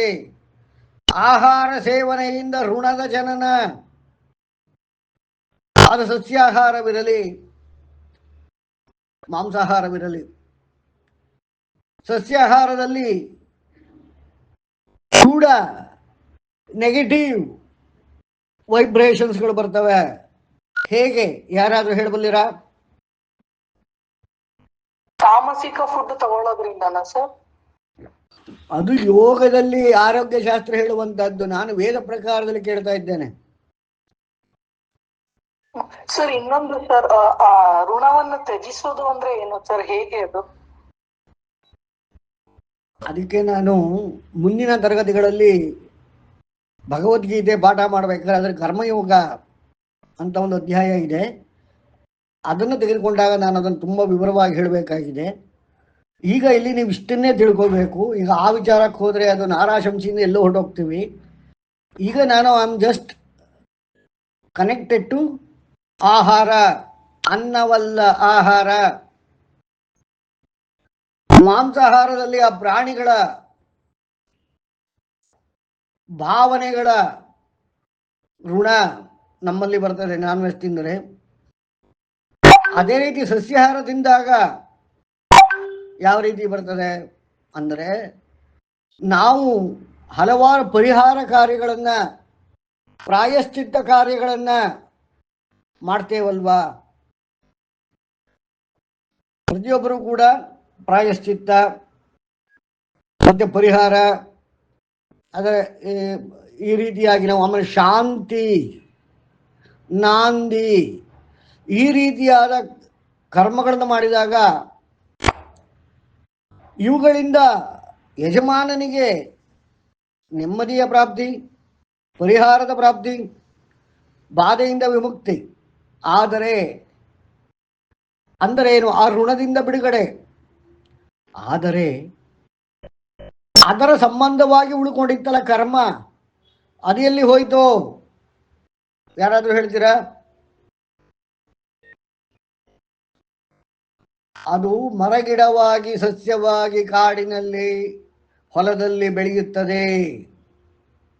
ಹಾಗಾಗಿ ಭೂಮಿ ಪೂಜೆ ಅಂದರೆ ವೇದ ಪ್ರಕಾರದಲ್ಲಿ ಮಾಡುವಂತಹ ಈ ಎಲ್ಲ ಕ್ರಿಯಾಕರ್ಮಗಳಿಂದ ಆ ಕರ್ಮವನ್ನ ಭೂಮಿಯಲ್ಲಿ ಬಿಡುತ್ತಾರೆ. ಆ ಭೂಮಿಯಲ್ಲಿ ಬಿಟ್ಟಂತಹ ಕರ್ಮವು ಮರವಾಗಿ, ಗಿಡವಾಗಿ, ಫಲವಾಗಿ ಬಂದಾಗ ಆ ಫಲವನ್ನು ನಾವು ಸ್ವೀಕರಿಸಿದಾಗ ಏನಾಗ್ತದೆ? ಯಾರೋ ಎಲ್ಲೋ ಎಂದೋ ತಮ್ಮ ಪಾಪಗಳ ಪರಿಹಾರಕ್ಕಾಗಿ, ತಮ್ಮ ನೆಮ್ಮದಿಗಾಗಿ, ತಮ್ಮ ಅನಾರೋಗ್ಯಕ್ಕಾಗಿ, ಅಂದರೆ ತಮ್ಮ ಸುಖಕ್ಕಾಗಿ ಋಣವನ್ನ ತ್ಯಜಿಸಿದ ಕರ್ಮ, ಅದನ್ನು ನಾವು ಸ್ವೀಕರಿಸ್ತೇವೆ.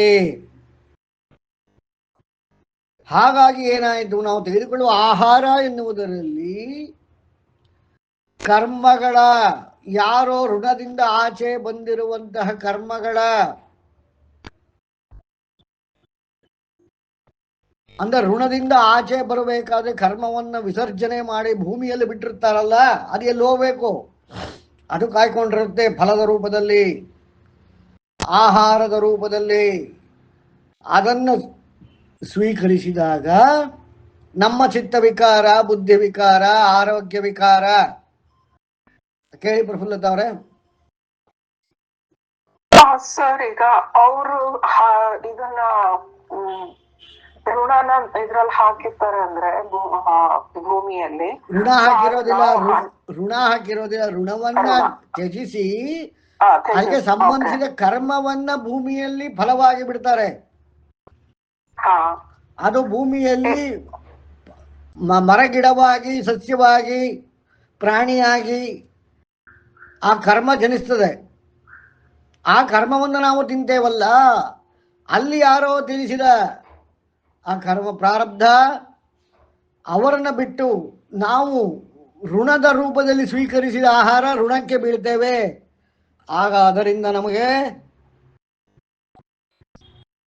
ಸೌಖ್ಯ ಹೋಗ್ತದೆ, ಆರೋಗ್ಯ ಹೋಗ್ತದೆ, ಸಂಬಂಧಗಳು ಕೆಡ್ತದೆ. ಆ ರೀತಿ ಅದೇ ನಮ್ಗೆ ಅದೇ ಕರ್ಮ, ಅವ್ರದ್ದು ಕರ್ಮ ನಮಗ್ ತಗ್ಲತ್ತೆ ಅಂತ. ಹೌದು. ಅಂದ್ರೆ ಅರ್ಥ ಏನು? ಅವ್ರಿಗೆ ಬಿಟ್ಕೊಳತ್ತೆ, ಬಿಟ್ಕೊಡೋದಲ್ಲ. ಹಾಗಾಗಿ ವೇದದಲ್ಲಿ ಭಗವದ್ಗೀತೆಯ ಕರ್ಮಾಧ್ಯಾಯದಲ್ಲಿ ನಾನು ಬಂದ ಕರ್ಮಯೋಗದಲ್ಲಿ ಹೇಳ್ಕೊಡ್ತೇನೆ. ಕರ್ಮ ವಿಭಾಗ. ನಾವು ಕರ್ಮವನ್ನ ಬಿಡಬಹುದು, ಅಂದ್ರೆ ಹೇಗೆ? ಋಣವನ್ನ ಬಿಡಬಹುದು. ಆದ್ರೆ ಕರ್ಮ ಅನ್ನೋದು ಆಲ್ರೆಡಿ ಇರುತ್ತಲ್ಲ, ಅದೆಲ್ಲ ಹೋಗುತ್ತೆ? ಅದೆಲ್ಲೂ ಹೋಗಲ್ಲ. ಹಾಗಾಗಿ ಕರ್ಮ ಎನ್ನುವುದು ಟೈಮ್ ಅಲ್ಲಿ ಇರುತ್ತೆ, ಪ್ಲೇಸ್ ಅಲ್ಲಿ ಇರೋದು, ಸ್ಪೇಸ್ ಅಲ್ಲಿ ಇರೋದಿಲ್ಲ. ಋಣ ಅನ್ನೋದು ಸ್ಪೇಸ್ ಅಲ್ಲಿ ಇರುತ್ತೆ, ಟೈಮ್ ಅಲ್ಲಿ ಇರೋದಿಲ್ಲ ಅನ್ನೋದು ಬೇರಿಂದ ನಾವು ಅರಿತುಕೋಬಹುದಾದ ವಿಚಾರ. ಅದು ಆ ಕರ್ಮಯೋಗ ಬಂದಾಗ, ಸಾಂಖ್ಯಯೋಗ ಬಂದಾಗ ನಾನು ಅದೆಲ್ಲ ವಿವರವಾಗಿ ಹೇಳ್ತೇನೆ. ಈಗ ಇಷ್ಟು ತಿಳ್ಕೊಳ್ಳಿ. ಕೇಳಪ್ಪ ಅಕ್ಷಯ್. ಇದಕ್ಕೆ ಪೂರಕವಾಗಿ ನಾಸದಿಯ ಸೂಕ್ತದಲ್ಲಿ ಹೇಳಿರೋದನ್ನ ನೋಡೋದಾದ್ರೆ, ಹಾ. ಮೊದಲು ಆತ್ಮ ನಾನ್ ಯಾರು ಅನ್ನೋ ಒಂದು ಪ್ರಶ್ನೆಯಿಂದ ಬೇರ್ಪಟ್ಟಾಗ ಮೊದಲನೇ ಕರ್ಮ ಘಟಿಸಿರುತ್ತಲ್ಲ ಸರ್, ಹೌದು ಆ ಕರ್ಮ ಅಲ್ಲಿಂದ ಕರ್ಮ ಆಡ್ ಆಗ್ತಾ ಹೋಗ್ತದೆ ಅಥವಾ ಮಲ್ಟಿಪ್ಲೈ ಆಗ್ತಾ ಹೋಗ್ತದೆ ಹೊರತು ಅದು ಸಬ್ಟ್ರಾಕ್ಟ್ ಡಿವೈಡ್ ಹೊತ್ತು ಅಂದ್ರೆ ಅದು ಕರ್ಮ ಕಳಿಯುವಂತದ್ದು ಆಗೋದೇ ಇಲ್ಲ ಸರ್. ಅಥವಾ ಆ ಒಂದು ಬೇರ್ಪಟ್ಟಾಗಿರುತ್ತಲ್ಲ, ಬೇರ್ಪಟ್ಟಾಗ್ಲಿಂದ ಅದ್ರ ಕರ್ಮ ಕೌಂಟ್ ಆಗ್ತಾನೆ ಇರುತ್ತೆ. ಅಂದ್ರೆ ನಾನು ಯಾರು ಅನ್ನೋ ಪ್ರಶ್ನೆಗೆ ಹಾ ಆ ಬೇರ್ಪಟ್ಟಿ ಘಟಿಸಿರುವಂತ ಕರ್ಮ ಕೌಂಟರ್ ಆಗಿ ವರ್ಕ್ ಆಗೋದು ಸರ್. ಹೌದು. ಆದ್ರೆ ಅದನ್ನು ತಪ್ಪಿಸಿಕೊಳ್ಳುವ ಬಗೆ ಹೇಗೆ ಎಂದು ಋಣದಿಂದ ನಾವು ವಿಮುಕ್ತಿ ಹೊಂದಿದರೆ ಅದೇ ಮಾರ್ಕಂಡೇಯ. ಅಂದ್ರೆ ನಾವು ಯಾವುದೇ ಒಂದು ಪ್ರೋಸೆಸ್ ಪ್ರಕ್ರಿಯೆ ಎನ್ನುವುದಕ್ಕೆ ದಾರಿ ಮಾಡಿಕೊಟ್ಟಾಗ, ದಾರಿ ಮಾಡಿಕೊಡುವುದೇ ಋಣ. ದಾರಿ ಮಾಡಿಕೊಟ್ಟಾಗ ಅಲ್ಲಿ ಏನು ಪ್ರಕ್ರಿಯಿಸಬೇಕು ಎನ್ನುವುದು ಕರ್ಮದ ನಿರ್ಧಾರ. ನಮ್ಮಲ್ಲಿರೋ ಪ್ರಾರಬ್ಧ ಹಾಗೂ ಸಂಚಿತದ ನಿರ್ಧಾರ. ಹಾಗಾಗಿ ಋಣವನ್ನು ಬಿಟ್ಟು ಕೊಡುವುದು ಅಂದರೆ ಏನು? ದೇವ, ಋಷಿ, ಪಿತೃ, ಮೂರು ಋಣಗಳನ್ನು ಉಂಟಾಗುವ ಪ್ರಕ್ರಿಯೆಗಳನ್ನು ಬಿಟ್ಟು ಕೊಡುವುದು ಅಂದರೆ ಏನು? ಭವಿಷ್ಯವನ್ನು ಬಿಟ್ಟು ಕೊಡುವುದು. ಯಾರಿಗೆ ಭವಿಷ್ಯ ಅನ್ನೋದೇ ಇಲ್ಲ ಅವರಿಗೆ ಭೂತ ಅನ್ನೋದೇ ಇಲ್ಲ. ಅಂದ್ರೆ ಆ ಪ್ರಾರಬ್ಧ ಹಾಗೂ ಸಂಚಿತ ಅನ್ನೋ ಡಿಸ್ಕನೆಕ್ಟ್ ಆಗ್ತದೆ.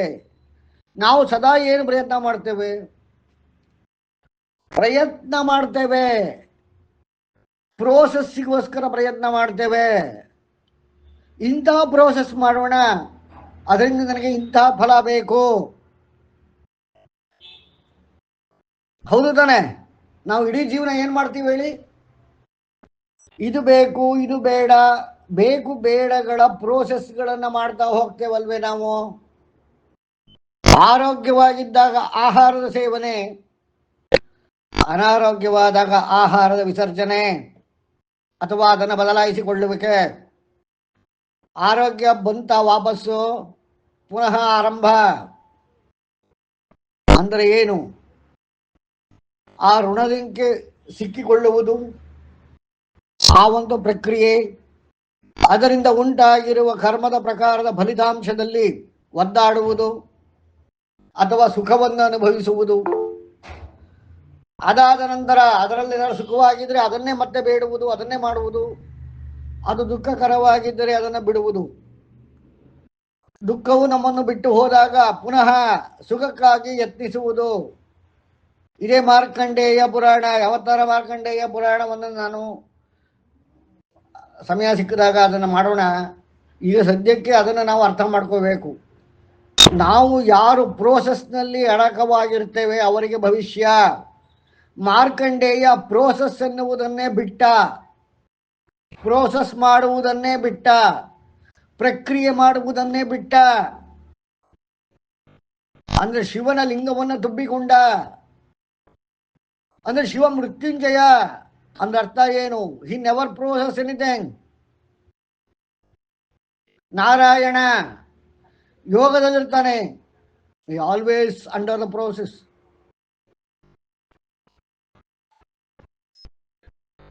ಈ ರೀತಿಯಾಗಿ ಮಾಡಿದಾಗ ಮಾರ್ಕಂಡೇಯ ಶಿವನನ್ನು ತಪ್ಪಿಕೊಂಡ, ಶಿವನನ್ನ ಅಳವಡಿಸಿಕೊಂಡ. ನಾನು ಈ ಕ್ಷಣದಿಂದ ಪ್ರೋಸೆಸ್ ಅನ್ನ ತೊರೆದೆ, ನನಗೆ ಯಾವುದೇ ಭವಿಷ್ಯದ ಚಿಂತೆ ಇಲ್ಲ, ನನಗೆ ಭವಿಷ್ಯವೇ ಬೇಡ. ಅನ್ನ ಆಹಾರಗಳನ್ನ ತೊರೆದ, ನಿದ್ರಾ ಭಯ ಮೈಥುನಗಳನ್ನ ತೊರೆದ, ನೀರನ್ನು ತೊರೆದ. ಆಗ ಅವನ ಋಣವು ನಿಂತು ಹೋಯಿತು. ಋಣವು ನಿಂತವನಿಗೆ ಪ್ರಕ್ರಿಯೆ ಇಲ್ಲ, ಪ್ರೋಸೆಸ್ ಇಲ್ಲ. ಪ್ರೋಸೆಸ್ ಇಲ್ಲದವನಿಗೆ ಭವಿಷ್ಯವಿಲ್ಲ. ಯಾರಿಗೆ ಭವಿಷ್ಯವಿಲ್ಲ ಅವರಿಗೆ ಅವರ ಪ್ರಾರಬ್ಧ ಸಂಚಿತ ಕರ್ಮಗಳು ಏನು ಮಾಡಲಿಕ್ಕಾಗುವುದಿಲ್ಲ. ಹಾಗಾಗಿ ಅವನಿಗೇನಾಯಿತು? 16 ವರ್ಷ ದಾಟಲೇ ಇಲ್ಲ. ಈಗಲೂ ಮಾರ್ಕಂಡೇಯರಿದ್ದಾರೆ, ಅವರ ವಯಸ್ಸು ಈಗಲೂ 16. ಅರ್ಥ ಆಗ್ತಿದೆ ಅನ್ಕೋತೀನಿ ನಾನು. ಕೇಳಪ್ಪ ಅಕ್ಷಯ್. ಸರ್ ಅವರ ಪ್ರಾಣ ಯಾವುದ್ರ ಮೇಲೆ ನಿಂತಿದೆ ಸರ್? ಉದಾಹರಣೆಗೆ ಪ್ರಾಣವಾಯು ಉಪಯೋಗಿಸಿದ್ರೆ ಅದು ಒಂದು ಕರ್ಮ ಆಗುತ್ತೆ, ಅದು ಒಂದು ಋಣ ಆಗುತ್ತೆ. ಅಂದ್ರೆ ತಪ್ಪಿಸ್ಕೊಳ್ಳಿಕ್ಕೆ ಸಾಧ್ಯವೇ ಆಗಲ್ಲ ಸರ್ ಯಾವ ರೀತಿಯಲ್ಲಿ? ಅದು ಕರ್ಮ ವಿಭಾಗ ಎನ್ನುವ ವಿಭಾಗ ಬಂದಾಗ ನಾನು ಹೇಳ್ತೇನೆ, ಕರ್ಮವನ್ನ ವಿಪಾಕ ಮಾಡಿಕೊಂಡವನಿಗೆ ಆಯಸ್ಸಿನ ವೃದ್ಧಾಪ್ಯದ ಭಯವಿಲ್ಲ. ಯಾವ ದೇಹ ಪ್ರೋಸೆಸ್ ಪ್ರಕ್ರಿಯೆಯನ್ನು ಮಾಡುವುದಿಲ್ಲ, ಆ ದೇಹ ಸವೆಯುವುದಿಲ್ಲ. ಹಾಗಿದ್ರೆ ಸರ್ ಮಾರ್ಕಂಡೇಯವರ ಕರ್ಮ ಏನಿರುತ್ತೆ ಸರ್ ಈ ಕ್ಷಣದಲ್ಲಿ? ಏನೂ ಇಲ್ಲ. ಅಂದ್ರೆ ಕರ್ಮ ಮಾಡುತ್ತಿರ್ತಾರೆ, ಆದರೆ ಅದನ್ನು ವಿಭಾಗ ರೀತಿಯಲ್ಲಿ ಮಾಡುತ್ತಿರ್ತಾರೆ. ಕರ್ಮ ವಿಭಾಗ ರೀತಿಯಲ್ಲಿ ಅದು ಆ ಮೆಕ್ಯಾನಿಸಮ್ ಅದು ದೊಡ್ಡ ಅಧ್ಯಾಯ. ಅದೊಂದು ಮೆಕ್ಯಾನಿಸಮ್ ಪ್ರೋಸೆಸ್ ಅಲ್ಲಿ ವರ್ಕ್ ಆಗ್ತದೆ ಸರ್. ಅಂದ್ರೆ ಮೇಲ್ನೋಟಕ್ಕೆ ಅನ್ಕೊಂಡಂಗಲ್ಲ, ಅದು ಒಂದು ಮೆಥಡಾಲಜಿನಲ್ಲಿ ಅದು ಹೋಗ್ಬೇಕು ಹಾಗೆ ಸರ್. ಅಂದ್ರೆ ಋಣದಲ್ಲಿ ಬೀಳ್ತಾ ಇಲ್ಲ ಮಾರ್ಕಂಡೇಯ. ಯಾರು ಋಣದಲ್ಲಿ ಬೀಳುವುದಿಲ್ಲ ಅವರಿಗೆ ಭವಿಷ್ಯವಿಲ್ಲ. ಭವಿಷ್ಯ ಇಲ್ಲ ಅಂದ್ರೆ ಏನು? ಭೂತವಿಲ್ಲ. ಭೂತವಿಲ್ಲ ಭವಿಷ್ಯವಿಲ್ಲ ಅಂದ್ರೆ ಏನು ಉಳ್ಕೊಂತು ಹೇಳಪ್ಪ? ವರ್ತಮಾನ, ಓನ್ಲಿ ಪ್ರೆಸೆಂಟ್. ಆ ಪ್ರೆಸೆಂಟ್ ಅನ್ನೋದು ಮುಂದಕ್ಕೆ ಹೋಗುವುದಿಲ್ಲ, ಹಿಂದಕ್ಕೆ ಚಲಿಸುವುದಿಲ್ಲ. ಹಾಗಾಗಿ ಮಾರ್ಕಂಡೇಯರ ವಯಸ್ಸು 16. ಶಿವನಿಗೆ ವಯಸ್ಸಾಗುವುದಿಲ್ಲ, ನಾರಾಯಣನಿಗೆ ವಯಸ್ಸಾಗುವುದಿಲ್ಲ, ಬ್ರಹ್ಮನಿಗೆ ವಯಸ್ಸಾಗುವುದಿಲ್ಲ. ಏಕೆ? ಅವರು ಋಣದಲ್ಲಿ ಬೀಳುವುದಿಲ್ಲ. ನಾವುಗಳು ಕೂಡ ನಮ್ಮ ಋಣದಿಂದ ಆಚೆ ಬಂದರೆ, ಪ್ರೋಸೆಸ್ಗಳನ್ನು ನಿಲ್ಲಿಸಿದರೆ ದೇಹ ಸವೆಯುವುದೇ ಇಲ್ಲ. ಆ ರೀತಿಯಾಗಿ ನಾವು 5,000 ವರ್ಷಗಳ ಕಾಲ ಬದುಕಿದರೆ ನಮ್ಮಲ್ಲಿ ವಿಶೇಷವಾದ ಪ್ರಜ್ಞೆಯ ಜನನವಾಗುತ್ತದೆ. ಇದಕ್ಕೆ ಮಹಾಭಾರತದಲ್ಲಿ ಅಂದರೆ ಭೀಷ್ಮ 800 ವರ್ಷಗಳ ಕಾಲ ಬದುಕಿದ್ದ, ಯುಧಾಮನ್ಯುವನ್ನು 10,000 ವರ್ಷಗಳ ಕಾಲ ಬದುಕಿದ್ದ, ದ್ರೋಣ ಯುಗಾಂತರಗಳ ಕಾಲ ಬದುಕಿದ್ದ. ಅದೆಲ್ಲ ನಾನು ಮಹಾಭಾರತ ಪಾಠ ಮಾಡ್ಬೇಕಾದ್ರೆ ಹೇಳ್ತೇನೆ. ಈಗ ವಿಚಾರ ಎಲ್ಲಿಂದ ಎಲ್ಲಿಗೂ ಹೋಗುತ್ತೆ. ಈ ಋಣ ಎನ್ನುವುದು ಹೇಗೆ ಶುರುವಾಯಿತು? ಆಹಾರದಿಂದ. ಹೇಳಿ ಕೀರ್ತಿ ಅವರೇ. ಸರ್ ಬ್ರಹ್ಮನಿಗೆ ಏನೋ ವಯಸ್ಸಿಲ್ಲ ಅಂತ ಹೇಳಿದ್ರಲ್ಲ, ಅವ್ನಿಗೆ ಇದೆಯಲ್ಲ ಸರ್, ಅದೇನೋ ಎಷ್ಟೋ ವರ್ಷಕ್ಕೆ ಒಂದು ಅವನಿಗೆ ಇದಾಗುತ್ತೆ ಅಂತ. ಅಲ್ಲ, ಅದು ವ್ಯಕ್ತಿಯಲ್ಲ, ಜೀವವಲ್ಲ, ಆತ್ಮವಲ್ಲ. ಅವನು ಹೋದಾನು, ಮತ್ತೊಂದು ಬ್ರಹ್ಮ ಬಂದಾನು. ನಮ್ಮ ರೀತಿಯಲ್ಲಿ ಸಾವು ಅಂದ್ರೆ ನಾನು ಈಗ ಸತ್ತು ಮತ್ತೆ ಚಂದ್ರಮೌಳಿಯಾಗೆ ಹುಟ್ಟುವುದಿಲ್ಲ, ಅಥವಾ ನಾನು ಹಿಂದೆ ಚಂದ್ರಮೌಳಿಯಾಗೆ ಇತ್ತಿಲ್ಲ. ಆದ್ರೆ ಬ್ರಹ್ಮ ಹಾಗಲ್ಲ, ಮತ್ತೆ ಪುನಃ ಬ್ರಹ್ಮನ ಸೃಷ್ಟಿ ಅಲ್ವೇ? ಅಂದರೆ ಅವರೆಲ್ಲ ಕೇವಲ ವರ್ತಮಾನದಲ್ಲಿ ಇರುವಂಥವರು, ಋಣಕ್ಕೆ ಬೀಳದವರು, ಕರ್ಮಕ್ಕೆ ಸಿಲುಕದವರು. ಆದರೆ ಅವರಿಗೊಂದು ಅವಧಿ ಇದೆ. ಈ ರೀತಿಯಾಗಿ ಈ ಒಂದು ವಿಚಾರವನ್ನು ಅರ್ಥ ಮಾಡಿಕೊಳ್ಳುವುದನ್ನೇ ನಾವು ಮಹಾಕಾಲ, ಉಜ್ಜಯಿನಿಲಿರುವ ಮಹಾಕಾಳೇಶ್ವರ, ಈ ವಿಚಾರವನ್ನು ರೆಪ್ರೆಸೆಂಟ್ ಮಾಡ್ತಾ ಇರೋದು. ಕೇಳಪ್ಪ ಅಕ್ಷಯ್. ಅಂದ್ರೆ ಒಂದು ಕರ್ಮ ಶರೀರ ಸಿಕ್ಕಿದೆ ಅಥವಾ ಒಂದು ದೇಹ ಸಿಕ್ಕಿದೆ, ಆ ದೇಹ ಋಣ ಲೆಕ್ಕಾಚಾರ ಬರುವಂತದ್ದು ದೇಹ ಶ್ರಮಿಸಿದಾಗ್ಲ ಸರ್. ಬ್ರಹ್ಮನಿಗೆ ದೇಹವಿಲ್ಲ ರೂಪದಲ್ಲಿ. ಹಾ ಸರ್, ಅಲ್ಲ ಉದಾಹರಣೆಗೆ ಒಬ್ಬ ಸಾಧಕ ಸರ್, ಆ ಸಾಧನೆ ಅದಿಲೇ ಇರ್ತಾರೆ. ಅವರು ಒಂದು ದೇಹ ತಗೊಂಡು ಹುಟ್ಟಿದ್ದಾರೆ, ಆ ದೇಹ ಪಡೆದಿದ್ದಾರೆ ಅಂದ್ರೆ ಅದು ಒಂದು ಪಂಚಭೂತಗಳ ಋಣನೇ ಆಯ್ತಲ್ಲ ಸರ್? ಋಣ ಅದೇಪ್ಪ ಎಲ್ಲ ಇದೆ, ನಾನು ಒಪ್ಕೋತೀನಿ. ಈಗ ನಾನೇ, ನೀನೇ, ಸಾಧಕರೇ ಎಲ್ಲರೂ ಕರ್ಮದಿಂದನೇ ಋಣದಿಂದನೇ ಜನಿಸಿರೋದು. ಆದರೆ ಅದನ್ನ ಇದ್ರು ಅಂದ್ರೆ ಅದು, ಅಥವಾ ಒಂದು ಅಳತೆಯಲ್ಲಿ ಇದ್ರು ಅಂದ್ರೆ ಅದು ಋಣ ಕಳ್ಕೊಳ್ಳಿಕ್ಕೆ ಸಾಧ್ಯ ಇಲ್ಲ ಸರ್. ಅಳತೆ ಸಾಧ್ಯ ಇದೆ. ಆ ಮೆಕ್ಯಾನಿಸಮ್ ನಾನು ಕರ್ಮಯೋಗದಲ್ಲಿ ವಿವರಿಸ್ತೇನೆ. Okay sir. ಅಂದ್ರೆ ಋಣದಲ್ಲಿ ಸಿಕ್ಕಿಕೊಳ್ಳದ ಹಾಗೆ ಜೀವನ ಮಾಡುವುದೇ ಚಿರಂಜೀವಿಗಳು ಬದುಕುತ್ತಿರುವ ರೀತಿ. ಅದಕ್ಕೆ ಮೊಟ್ಟ ಮೊದಲ ಏನು ಅಭ್ಯಾಸ ಮಾಡಬೇಕಾದ್ರೆ ಆಹಾರವನ್ನ ನಾವು ನಿಲ್ಲಿಸಿ ಬಿಡುವುದು. ಅಂದ್ರೆ ವೇದದಲ್ಲಿ ಋಷಿಗಳು ಕ್ಲಿಯರ್ ಆಗಿ ಹೇಳ್ತಾರೆ, ಯಾವುದೇ ಜೀವಿಯು ಬದುಕುವುದಕ್ಕೆ ಆಹಾರದ ಅವಶ್ಯಕತೆ ಇಲ್ಲ, ಇದು ಅಭ್ಯಾಸ ಮಾಡಿಕೊಂಡದ್ದು. ಅದು ಹೇಗೆ ಏನು ಅಂತ ಮುಂದಕ್ಕೆ ಹೇಳ್ತಾರೆ, ಅಥವಾ ಏನಾದ್ರು ಡೌಟ್ ಇದ್ರೆ ಕೇಳಿ. ಮುಂದಕ್ಕೆ ಹೋಗ್ಲಾ? ಮತ್ತೆ ಈಗ ಬ್ರಹ್ಮ ಮತ್ತೆ ಹುಟ್ಟುತ್ತಾರೆ ಅಂತ ಹೇಳಿದ್ರಲ್ಲ. ಬ್ರಹ್ಮ ಹುಟ್ಟುವುದಲ್ಲ, ಪ್ರಜ್ಞೆ ಅದು. ಅಲ್ಲಿ ಹುಟ್ಟುತ್ತಾನೆ, ಹುಟ್ಟುತ್ತದೆ, ಇವೆಲ್ಲ ಮಾತುಗಳಿಗೆ ನಾವು ಹೇಳೋದು, ಪದಗಳಿಲ್ಲ. ಹಾಗಾಗಿ ನಾವು ಆ ರೀತಿಯಾದ ವಾಕ್ಯವನ್ನು ಹೇಳ್ತೇವೆ ವಿನಃ ವಾಕ್ಯವೇ ಸತ್ಯವಲ್ಲ. ಸತ್ಯವನ್ನು ತೋರಿಸಿಕೊಡುವುದಕ್ಕೆ ವಾಕ್ಯ. ಸತ್ಯದ ಕಡೆಗೆ ಬೆರಳು ಮಾಡಿ ತೋರಿಸಿ ಹೀಗೆ ಹೋಗು ಅಲ್ಲಿದೆ ಅಂತ ಹೇಳುವುದು ಸಾಹಿತ್ಯ. ಮಂತ್ರವೇ ಸತ್ಯವಲ್ಲ, ಸತ್ಯ ಬೇರೆ. ಆ ರೀತಿಯಾಗಿ ನಾವು ಇಂದು ಉಪಯೋಗಿಸುತ್ತಿರುವ ಸಾಹಿತ್ಯ ಅಂದ್ರೆ ನಾವು ಮಾತನಾಡುವ ರೀತಿ, ಪದಗಳು, ಇದು ಈ ಡೈಮೆನ್ಷನ್ನಲ್ಲಿ ನಾವು ಮಾತನಾಡ್ತಿರೋದ್ರಿಂದ ನಮಗೆ ಬೇರೆ ಪದಗಳಿಲ್ಲ. ಹಾಗಾಗಿ ಶಂಕರಾಚಾರ್ಯರು ನೇತಿ ನೇತಿ ನೇತಿ ನಿಗೇಷನ್ ಸಿದ್ಧಾಂತವನ್ನು ಜಾರಿಗೆ ತಂದರು. ಯಾವುದು ಅಂತ ಹೇಳೋದಿಲ್ಲ. ಅಂದ್ರೆ ಈಗ ನಾನು ಮುಂಚೆನೆ ಹೇಳಿದ್ದೇನೆ, ದ್ವೈತ ವೇದದಲ್ಲಿ ಬರುವಂತಹ ಪ್ರತ್ಯಯ, ಅಕಾರ, ಪ್ರತ್ಯಯ. ಈಗ ಹಿಂಸೆ, ಅಹಿಂಸೆ ಏನು ಅರ್ಥ ಹೇಳಿ ಯಾರಾದರೂ? ಅಹಿಂಸೆ ಅಂದ್ರೆ ಹಿಂಸೆ ಅಲ್ಲದ್ದು. ಏನಾಗಂದ್ರೆ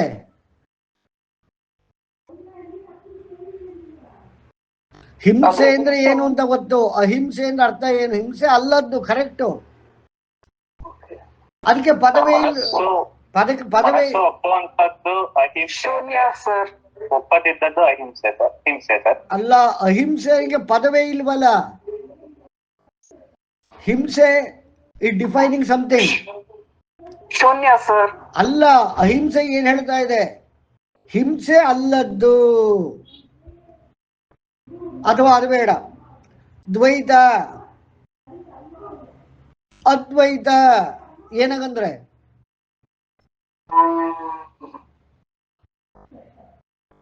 ದ್ವೈತ ಅಂದ್ರೆ ಎರಡನೇ ದ್ವೈತ ಅಲ್ಲದ್ದು.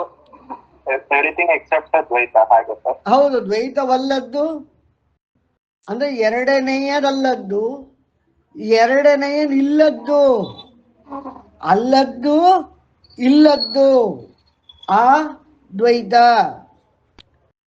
ಎರಡನೆಯದು ಅಲ್ಲದ್ದು, ಎರಡನೆಯದು ಇಲ್ಲದ್ದು. ಅಲ್ಲದ್ದು ಇಲ್ಲದ್ದು ಏನು ವ್ಯತ್ಯಾಸ ಹೇಳಿ?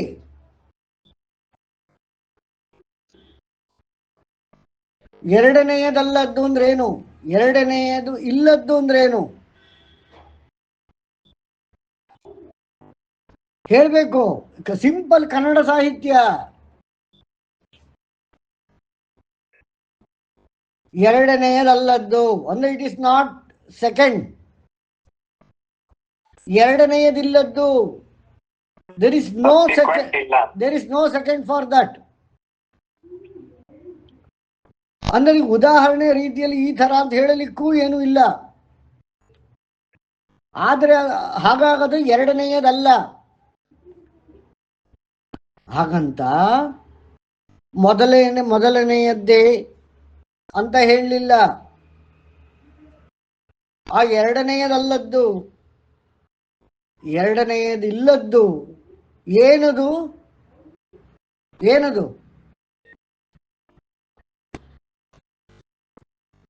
ಹೇಳಿ ಸರ್ ಅಂದ್ರೆ ಅದು ಘಟಿಸ್ತಿರೋದು ಅಂತ ಅಲ್ಲ, ಅಂದ್ರೆ ಅನಾದಿ ಅಸ್ತಿತ್ವ ಹೇಳ್ತದೆ. ಅಂದ್ರೆ ಇದಕ್ಕೂ ಮುಂಚೆನೆ ಈ ರೀತಿ ನಡೆದಿತ್ತು ಅಂತಾನೂ ಇಲ್ಲ, ಇದೇ ರೀತಿ ಮತ್ತೊಮ್ಮೆ ನಡೆಯುತ್ತೆ ಅನ್ನೋದು ಇಲ್ಲ, ಅಥವಾ ಇದಕ್ಕೆ ಇದೇ ರೀತಿದ್ದು ಮೊದಲು ಇತ್ತು ಅಂತಾನೂ ಇಲ್ಲ, ಮುಂದೆ ಆಗುತ್ತೆ ಅನ್ನೋದು ಇಲ್ಲ ಸರ್. ಅನಾದಿ ಆ ರೀತಿ ಅರ್ಥ. ಹೌದಪ್ಪ, ಅದೆಲ್ಲ ಹೇಳ್ತಿದ್ದೀವಿ. But is there any particular identification for that?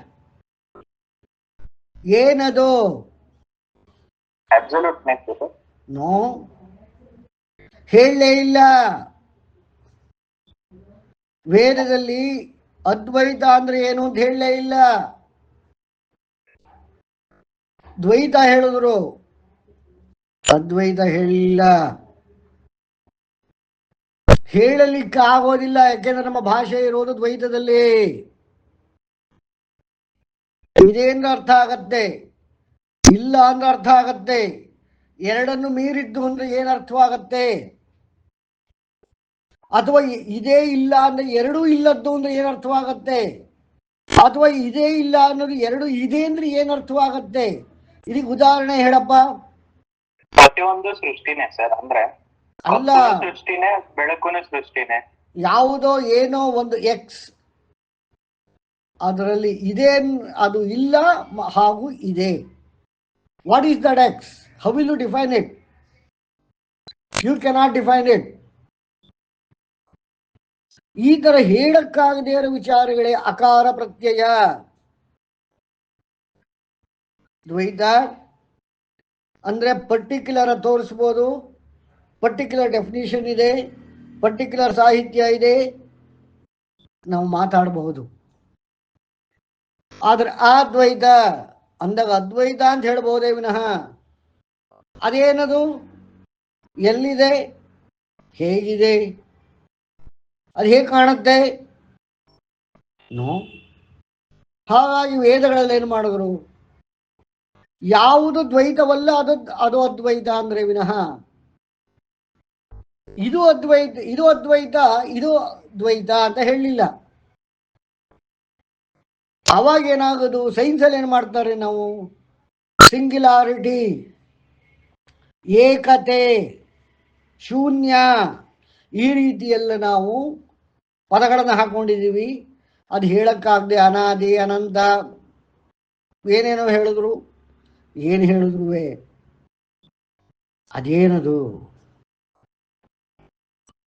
ಗೊತ್ತಿಲ್ಲ. ಅನುಭವಕ್ಕೆ ಮಾತ್ರ ಬರುವಂತಹದ್ದು. ಅಂದ್ರೆ ನಾನು ಆರಂಭದಲ್ಲಿ ಹೇಳಿದೆ, ಓಂಕಾರ ಛಂದಸ್ಸು, ಪರಾಪಶ್ಯಂತಿ ಮಧ್ಯಮ ವೈಖರಿ, ಇದು ವೈಖರಿಗೆ ಸಿಗುವುದಲ್ಲ, ಕೇವಲ ಮಧ್ಯಮದ ತನಕ ಬರುವಂತಹದ್ದು, ಅನುಭವಕ್ಕೆ ಮಾತ್ರ ಬರುವಂತಹದ್ದು. ಸರಿ, ಮಧ್ಯಮನೂ ಇಲ್ಲ. ಪ್ರಕೃತಿ ಛಂದ ಅಂದ್ರೆ ಓಂಕಾರ ಛಂದಸ್ಸು ಪರಾಪಶ್ಯಂತಿ, ಅಲ್ಲಿಗೆ ಮಾತ್ರ ನಿಂತ್ಕೊಳ್ತದೆ, ಅನುಭವಕ್ಕೆ ಮಾತ್ರವೇ ವಿನಃ, ಗೋಚರವಾಗ್ತದೆಯೇ ವಿನಃ ಎಕ್ಸ್ಪ್ರೆಸ್ ಮಾಡ್ಲಿಕ್ಕೆ ಆಗೋದಿಲ್ಲ. ಅದೆಲ್ಲದಕ್ಕೂ ಅಕಾರ ಪ್ರತ್ಯಯ. ಕೇಳಿ ಕೀರ್ತಿಯವರೇ, ಕೀರ್ತಿಯವರೇ ಕೇಳಿ. ಇಲ್ಲ ಸರ್, ಏನಿಲ್ಲ ಸರ್. ಕೇಳಪ್ಪ ಅಕ್ಷಯ್. ಸರ್, ಈ ವಿಚಾರಗಳನ್ನ ಅಸ್ತಿತ್ವ ರೂಪದಲ್ಲಿ ಹೇಳ್ತಿದಾರ ಅಥವಾ ಇಂದ್ರಿಯಗಳ ಲಿಮಿಟೇಷನ್ಸ್ ಅನ್ನ ಹೇಳ್ತಿದಾರ ಸರ್? ನಮ್ಮ ಪ್ರಜ್ಞೆಗಳ ಲಿಮಿಟೇಷನ್ಸ್ ಅಲ್ಲಿ,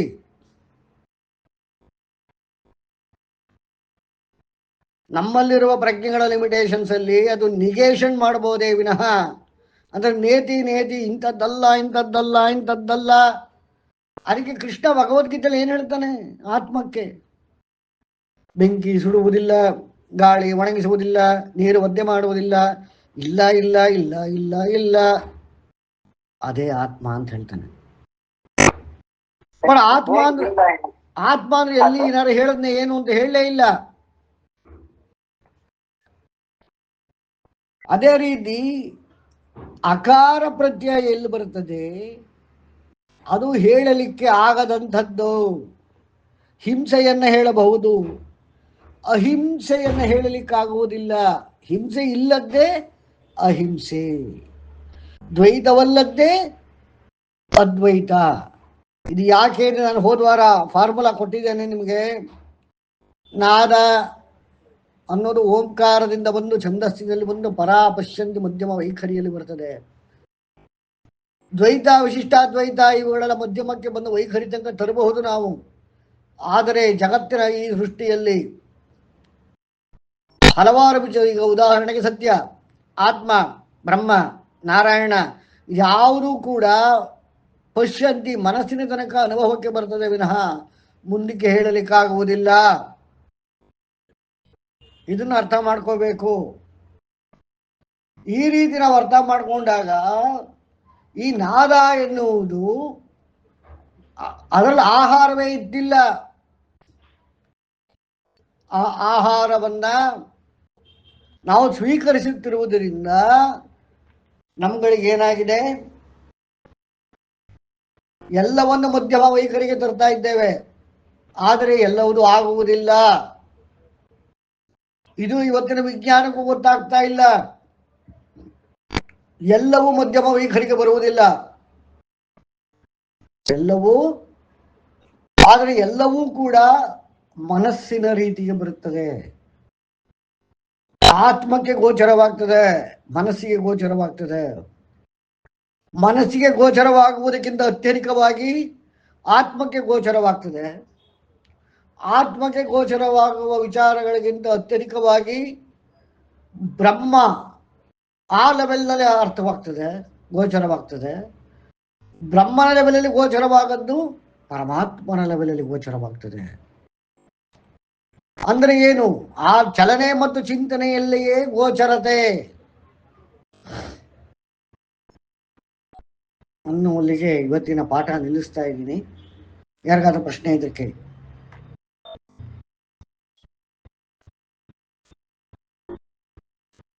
ನಾರಾಯಣ ತತ್ವ ಅರ್ಥ ಮಾಡ್ಕೊಳ್ಳೋದು ತುಂಬಾ ಕಷ್ಟ ಇದೆ. ನಿಧಾನಕ್ಕೆ ಹೋಗೋಣ. ಕೇಳಿ ಪ್ರಫುಲ್ಲದವ್ರೆ. ಇಲ್ಲ ಸರ್, ನಾನು ಕ್ವಿಟ್ ಆಗ್ತೀನಿ ಸರ್ ಕ್ಲಾಸ್. ಆಯ್ತು ಆಯ್ತು ಆಯ್ತು. ನಮಸ್ತೆ sir, thank you. Thank you thank you. Okay, ಯಾರಿಗೂ ಪ್ರಶ್ನೆ ಇಲ್ಲ ಅಂತಂದ್ರೆ ಓಂ ಗಣನಾನ್ವಾ ಗಣಪತಿಂ ಭವಾಮಹೇ ಕವಿಂ ಕವೀನಾಮುಪಮಶ್ರವಸ್ತಮಂ ಜ್ಯೇಷ್ಠರಾಜಂ ಬ್ರಹ್ಮಣಾಂ ಬ್ರಹ್ಮಣಸ್ಪದಾನ ಶೃಣ್ವನ್ನೋತಿವೇದಸಾದನಂ. ಓಂ ಮಹಾಗಣಪತಯೇ ನಮಃ. ಓಂ ಪ್ರಣೋ ದೇವಿ ಸರಸ್ವತಿ ವಾಜೇಭಿರ್ವಾಜಿನೀವತಿ ಧೀರಾಮವಿತ್ರವತು ಆನಾದಿವಾವ್ರತ ಪರ್ವದಾದಾ ಸರಸ್ವತಿ ಯಜತಾಗಂತು ಯಜ್ಞಂ. ಓಂ ವಾಗ್ದೇವ್ಯೈ ನಮಃ. ಓಂ ಗುರು ಬ್ರಹ್ಮ ಗುರುರ್ವಿಷ್ಣು ಗುರುದೇವೋ ಮಹೇಶ್ವರಃ.